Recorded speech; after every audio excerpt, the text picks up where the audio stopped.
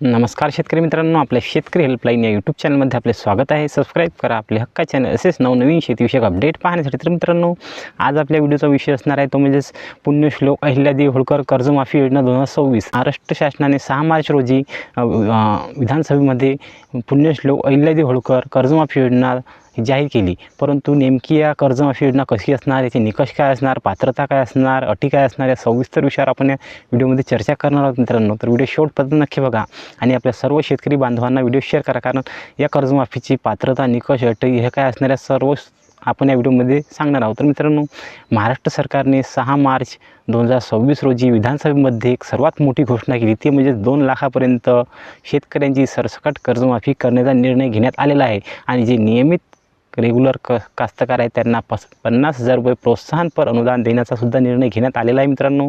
परंतु या कर्जमाफीमध्ये काही निकष व काही अटी असणार आहेत, त्या तुम्हाला सांगणार आहेत। ते म्हणजे वारंवार कर्जमाफीचा लाभ घेतलेल्या शेतकऱ्यांना यातून वगळण्यात येणार आहे।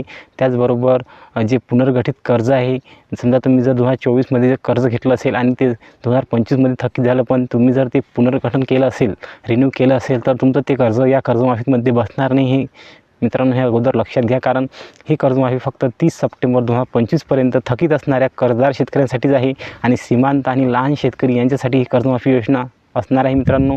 कारण महाराष्ट्र सरकारचा आधीपासूनच यावर खूप फोकस होता की या कर्जमाफीचा जास्तीत जास्त लाभ हा लहान शेतकरी व म्हणजे जे 5 एकराच्या आतील शेतकरी यांनाच या कर्जमाफीचा जास्तीत जास्त लाभ मिळावा, कारण त्यांचं हे होतं मित्रांनो।